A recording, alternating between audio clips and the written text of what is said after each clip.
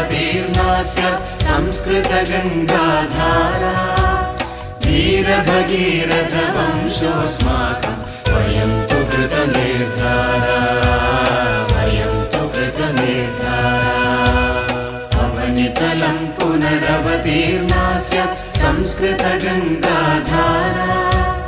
वीरभगीरथवंशोऽस्माकं वयं तु कृतनिर्धारा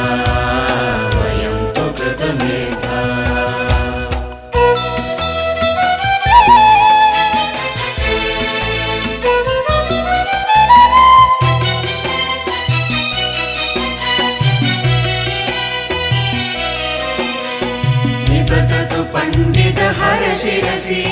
प्रवहतु नित्यमिदं वचसि निबद्धतु पण्डितहरशिरसि प्रवहतु नित्यमिदं वचसि प्रविशतु वैयाकरणमुखं पुनरपि वहता जनमनसि पुत्रसहस्रं समुद्धृतं स्यात् यातु च जन्मविकारात् वीरभगीरथवंशोऽस्माकं वयं तु कृतनिर्धारा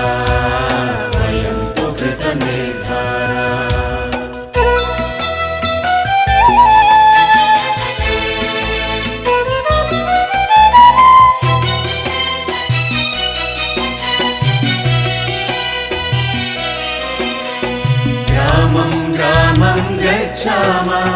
संस्कृतशिक्षां यच्छामः ग्रामं ग्रामं गच्छामः संस्कृतशिक्षां यच्छामः सर्वेषामपि तृप्तिहितार्थं स्वक्लेशं न हि गणयेम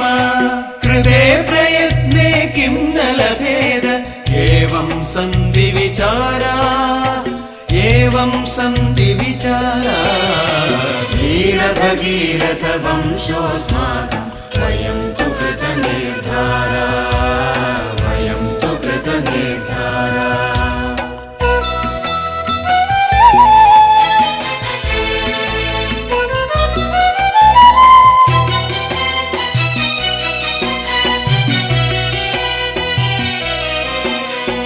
या माता संस्कृतिमूला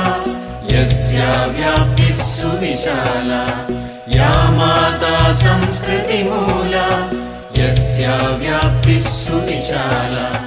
वाङ्मयरूपा सा भवतु लसतु चिरं सा वाङ्माला